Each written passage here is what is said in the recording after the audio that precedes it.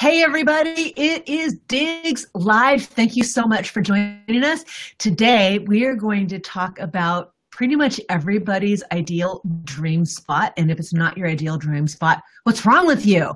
We're talking to my boyfriend, Erik Hinshaw. It's okay. Our spouses know about our relationship, so this is not a big secret. You're like totally laughing. Your husband's going to be looking at me going, she's a freak. It's okay. Everybody knows that. Right. Okay. So this is my boyfriend, Erik Hinshaw. He is located in Honolulu, and it works for the brokerage Hawaii Life. We bonded over good food and giggling our asses off many years ago. And so I asked him to come on our show to give people who live in the Glendale Ca foothills area an idea of what it would be like if you wanted to sell your home here and move to paradise. So, Erik, thank you so much for coming on my show. I'm so excited to unleash some knowledge on people because I think most of us who live here in California, we love to visit Hawaii or dream about visiting Hawaii, but what we see on HGTV or even the Hawaii Life show is that it costs millions and millions and millions of dollars to live in Hawaii, and that's just not the case, right?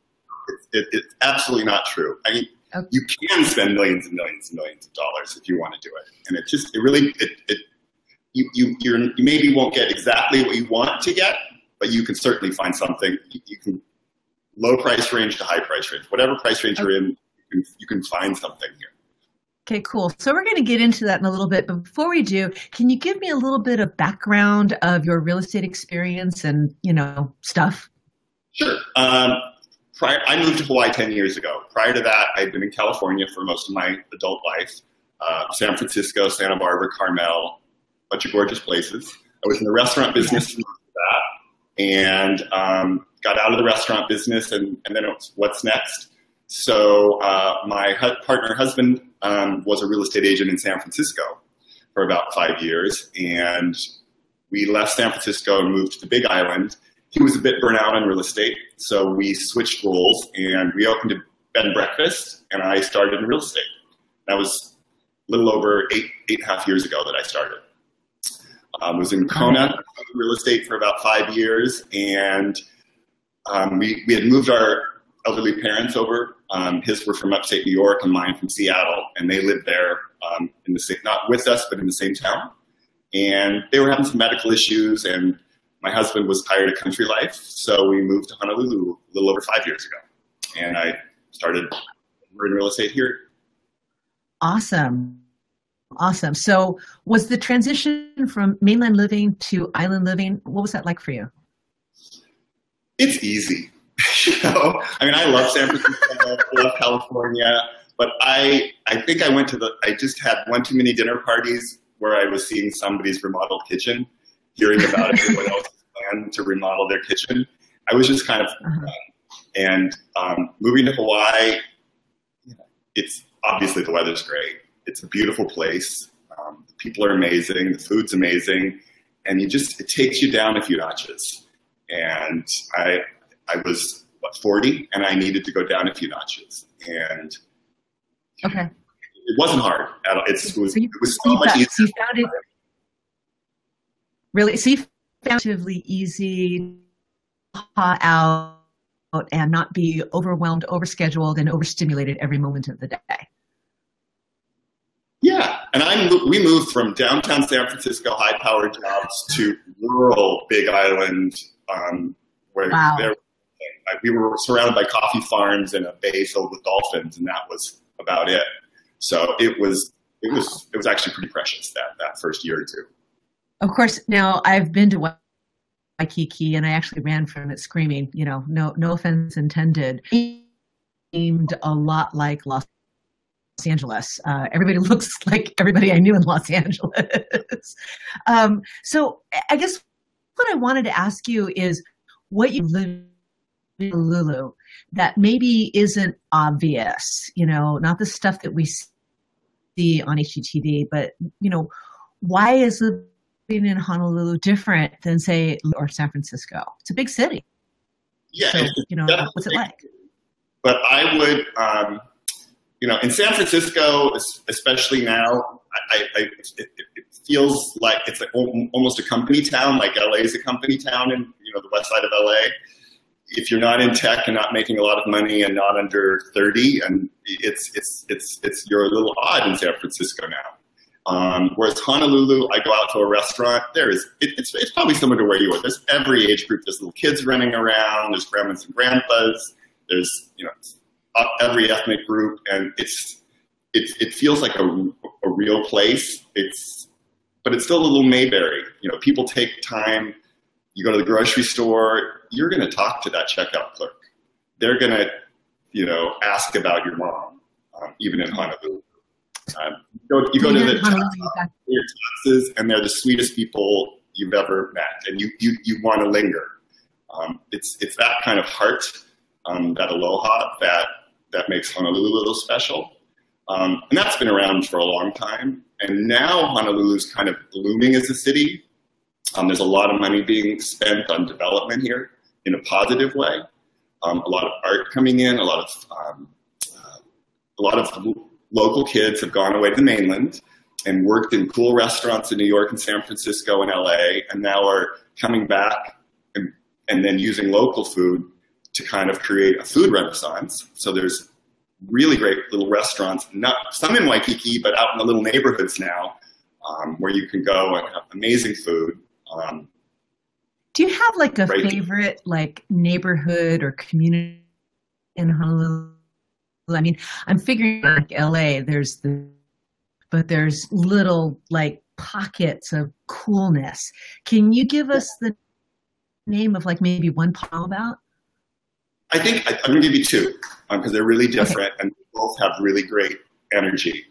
One is Kaimuki, which is not too far from where I'm at. It's on the backside of Diamond Head, so a bike ride away from Waikiki, close to the university. How do you spell screen? Kaimuki. Kaimuki. Right. Is that it? Kaimuki? That's it. And okay, good.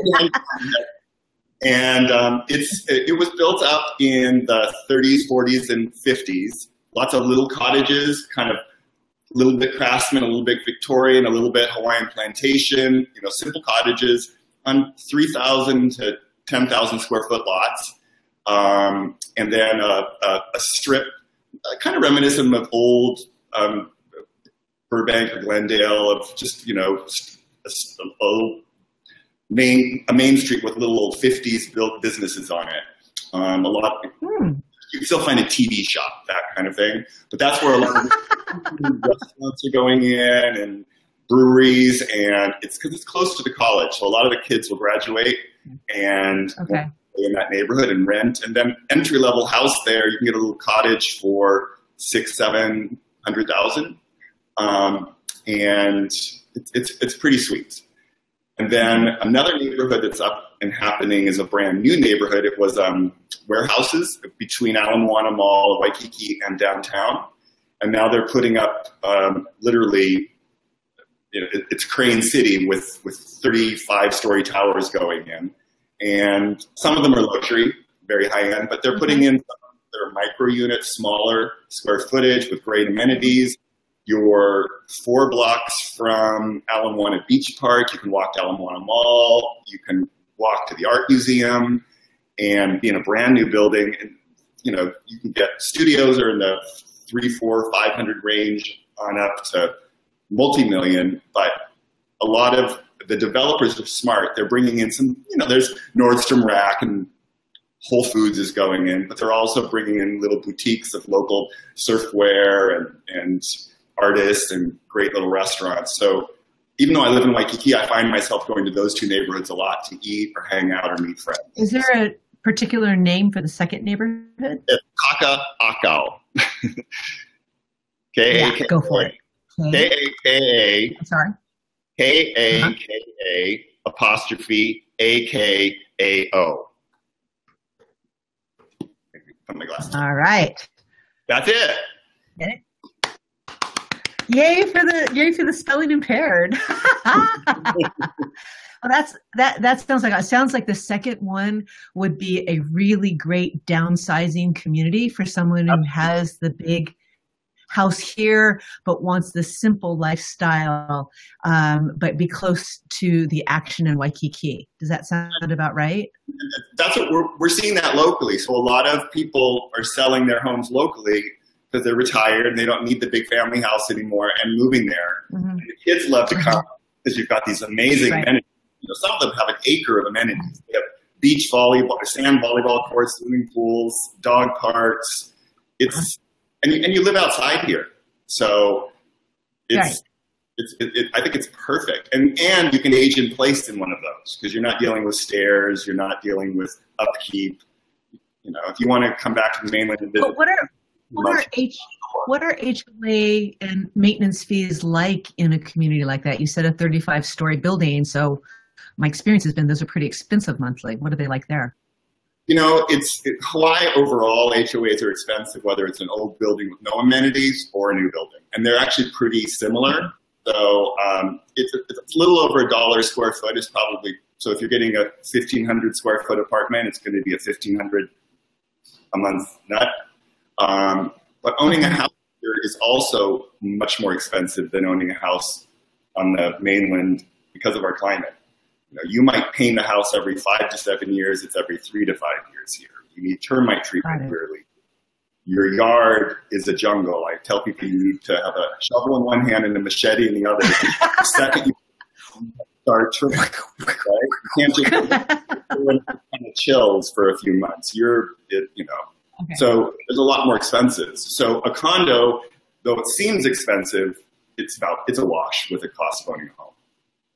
Okay. All right, cool. And that kind of leads into the next part of the conversation, which is, what is the lifestyle costs of being in Hawaii? So the question that somebody asked me a while ago was, she wanted me to ask more about property taxes and the various people that I'm talking. What's that like in Hawaii? Property taxes is one place where we are one of the cheapest, if not the cheapest in the nation. So, right. Yay! Basically, it's a primary residence. It's $3.50 per $1,000 of assessed value. So an assessed value tend to be lower than actual market value. So I just actually was working with a client this morning. They're looking at a house that's priced at $1.5 million. It's assessed at $1.2 million, and their property taxes are $3,000 a year. Wow. Yeah. Okay. Wow. So that's cheap. Yeah. And if it becomes a second home or an investment property, if you only want to live here part-time, it basically doubles. It's a different formula, but it would probably go up to about, it'd probably be about $5,500 if that became a second home, which is still. And how stable are your property taxes? Property values overall here tend to just rise every year, a few percent, 3 to 5%, and assessed values tend to do the same.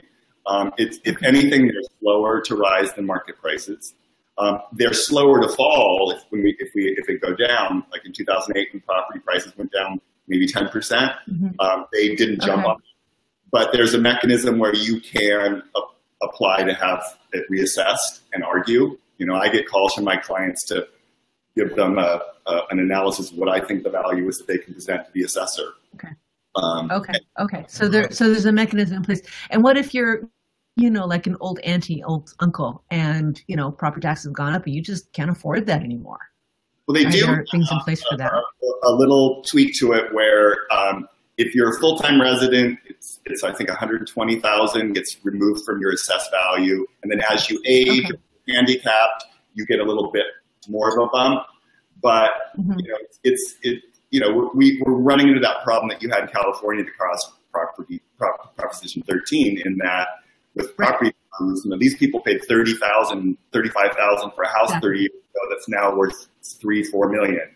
But what in Hawaii is, the kids move in, the grandkids move in, and they all help pay the property tax for grandma. Okay. You have a lot of we know about that. Living in houses here. So we know about uncles and aunties. Here also, if you sell your home here in Hawaii, you have to leave for a lot of these families. So you have to leave the state. So it's not, you can't. They can't afford. You can't move over the mountain to the cheaper suburb. That's the Pacific Ocean. So people don't sell. So we don't actually have a lot of properties to sell here. Despite the size, there's not as many trades in property. So Interesting. The other thing that us mainlanders think is that the price of groceries and eating is just really expensive. Is that really true, or is that just because we're tourists in tourist areas and we want to eat in the mainland? Historically, it was very true, and it is obviously true in touristy areas. But now that we have Costco and Target and Home Depot and et cetera, prices have come down considerably. A price of milk. Oh, really? Okay. I looked it up. I don't buy milk, but a gallon of milk at Costco is $5. Yeah, I don't know what it is. Okay. Probably $2 where you are, and it's $5 here. About $4.60.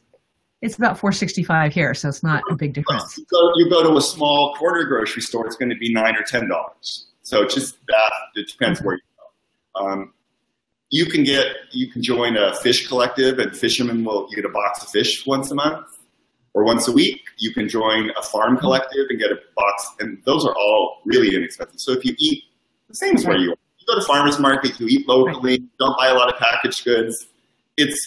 It's really not any different than California for sure. I mean, we have Whole Foods, and it's Whole Foods plus pulling money out of your savings account here, the whole paycheck plus. So basically, as long as you stay away from craft singles and you stay away from imported French cheeses, and you stick to locally grown, locally sourced, locally done stuff, it's not that bad. No. And, my clothing budget, because I don't wear pants. Yes, I was going to ask you that question. It's really low. I don't really travel much. I love to travel, but, it's kind of nice here. I don't really feel the pressure to escape. And if I do, it's a 20-minute or 40-minute flight to the Big Island, 20-minute to Kauai, 30-minute to Maui for a weekend. And I can do those islands. Yeah. So right. There's ways to save money here. So I certainly don't think it's more expensive than living in LA or San Francisco or, that sort of thing. It's pretty much the same. So, there's lots of people in Hawaii that are what I fondly refer to as expats, right? They come from somebody else, from somewhere else. So I'm guessing that your, social life, your leisure life is pretty varied, lots of texture going on there. Yes? Yeah, it's really, it's still a small town. So it's easy to if you're going to go out and get involved in something, they need you. They need volunteers. They need board members. They need an extra volleyball player on the women's volleyball. Not me. No, it's not me either. It's easy to go out there and get involved. Honolulu can be a little tough once you get past that surface. It's easy to get involved and make friends surface-wise. Mm-hmm. It can be a little tough because it is a local town where people have been born and raised here, and they ask where you went to high school. That matters, right? There is that. So that takes time, but you can that certainly opens up once you've been here a while. There's a little lack of, this is the person that moved here. How long are they going to last? Are they going to stay a year? I'm not going to invest a huge amount in this friendship because they're probably going to leave in a year. But once you're here for a few years and you understand the community and your Pono, you get it, then it opens up. Where people are convinced that you are going to make it. Yeah. Going to stay. Yeah, exactly. I mean, when we first moved to Kona, we were out in this farming area, and we had Hawaiian families and a Costa Rican family. We were in coffee farms, right, around us. And that first year or two, no one talked to us. They would smile and say hi. Okay. But there was no. And year 3, we're being invited to family luau's with the pig in the ground for grandma's birthday, and the kids are calling us uncle. Well, okay, so this begs the question: how did you survive those first couple of years? Were you good being isolated? There are people who like me who have just moved here. And, you know, that's easy to do. So and you could do that. That's, like I said, just get involved in something and you're going to meet someone else who's brand new, looking for a friend in the social life. Got it. And the Hawaiian families, is there a big divide between expats that have come to Hawaii and people who are native there? Or is that pretty much all mixed up together? I think it's all mixed up together. I mean, obviously, if your family's been here for multiple generations, most of your socializing is going to be with your family and friends that you grew up with, right? But, you know, it's not personal. It's not ethnic. That's your family and friends. I mean, I'm sure you're the same way where you live. But I have 27 cousins, so yes. Exactly. Right.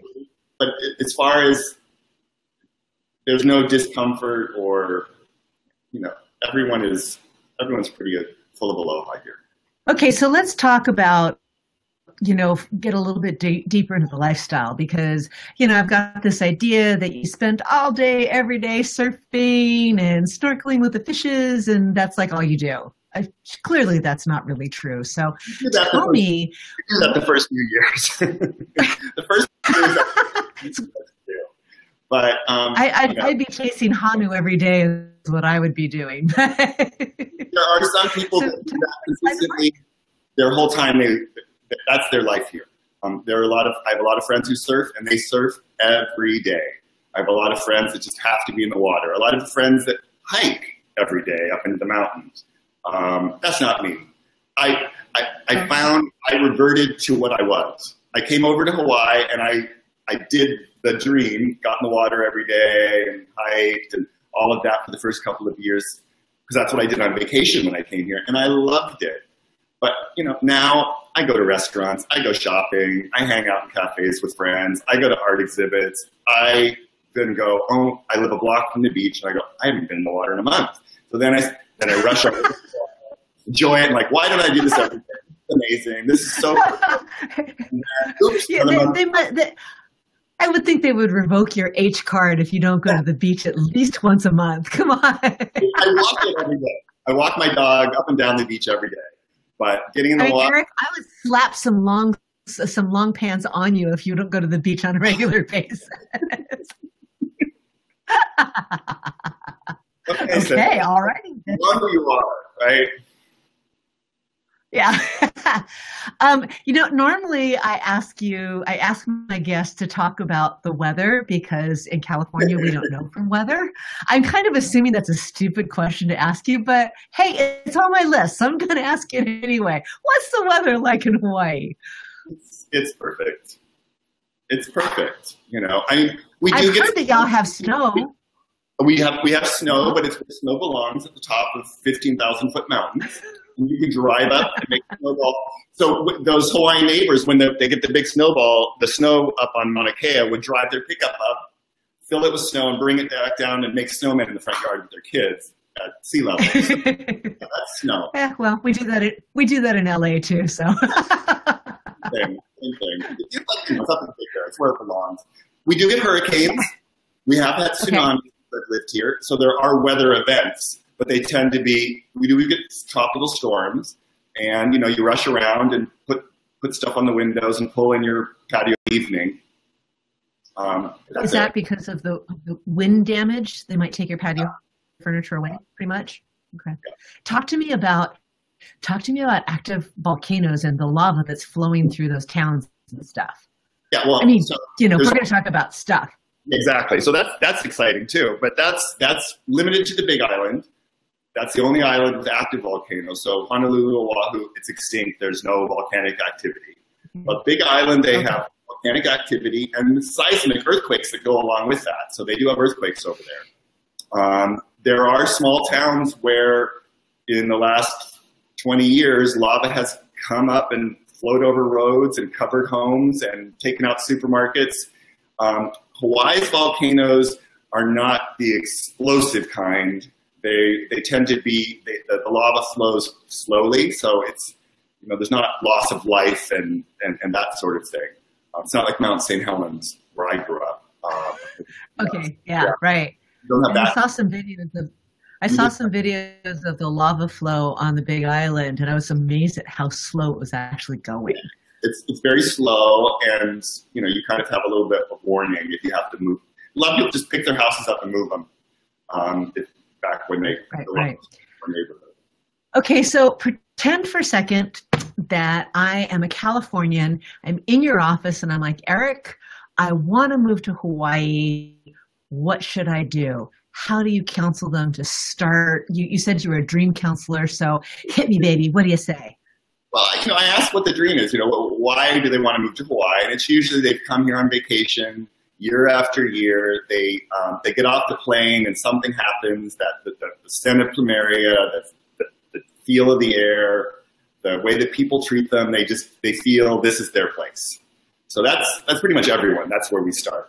But then you have to take to the next, is there a place on a golf course in a resort? Is it near a beach? Is it they want a garden?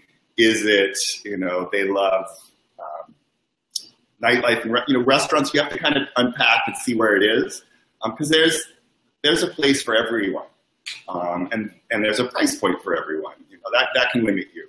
You know, if you're if you want to keep it under 500,000, you can do that on Oahu, no problem. But you're going to be in a smaller condo, an older condo. You're not going to get a house. But you can be in a low-rise condo in a small town, a surf town up on the North Shore, or Kailua Beach, or you have a lot of options. If you're someone that needs a new home, there are certain neighborhoods that have new homes. You're someone that I drove through those. Yeah, that doesn't do it like for Orange County in Hawaii. Yeah, but if you want that, it's available, and you can get a house for $500,000, $600,000, right? And people love living out there.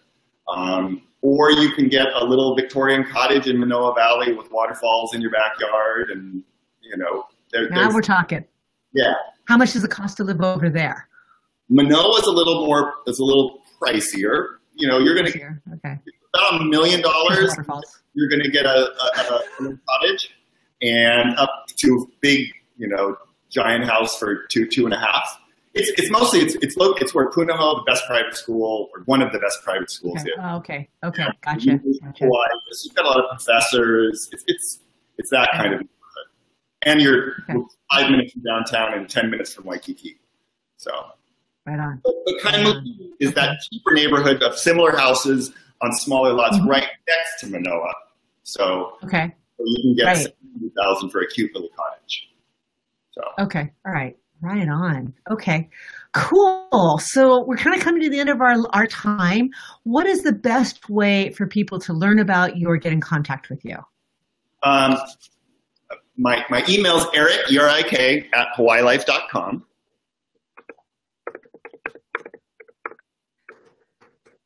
Ta-da. There we go. Erik @HawaiiLife. Did I spell it right? You did. That's it. And you can also find me on the Facebooks. Right. Excellent. Erik Hinshaw on Facebook.com. So, Erik, this is such a delight. I think many people, myself included, I feel like I'm in my heart home when I come to Hawaii. And there are so many islands to explore, but, we wanted to start with the main one that everybody knows about, which is Honolulu and Oahu. Which, by the way, maybe I'm the only, ignoramus, but I actually had no idea there's a difference between Oahu and the Big Island. I thought they were the same. That is a very common error. It is? Okay. I mean, we are going to be talking to one of my other boyfriends that is on the Big Island. Dave Minkus, if you're listening, dude, you're going to come on the show. You're going to tell us what the lifestyle is on another island. And maybe we will eventually make our way to 7 islands? Or are you going to show us your $22 million view? Check this out, guys. He showed it to me earlier. Look at that. Oh. So that's where it's at. Is that a private beach out there, or not too many people out there? God, that's crazy. Yeah, is that a private beach? This is called Cromwell's Beach, and we're a 5-minute drive from Waikiki. Oh, you're breaking up, honey. Go back closer to the Wi-Fi. You're breaking up. So This is Volcanos is the name of this beach. We're literally a 5-minute drive from Waikiki. So I could go down on this beach and there's, a guy fishing and one person laying out. So people think that Honolulu and Oahu, huge crowds. Is that working? Yeah, I'm so sorry. I'm so sorry we're losing all of that, of this $22 million mansion, which is 5 minutes away from Waikiki. He could bike to his condo. Oh, there you are. You're back. Yeah. We're just on the backside of Diamond. That got lost. And Kaimuki is right behind me. Still breaking up. So, Erik at HawaiiLife.com for Oahu and Honolulu and Waikiki. He's super easy to talk to. I could talk to more freaking ever. Email him. Email me if you want me to sell your house for enough money. Can move to Hawaii, and I love you, love you, love you. Aloha. And stick around after the broadcast. Thanks. All right.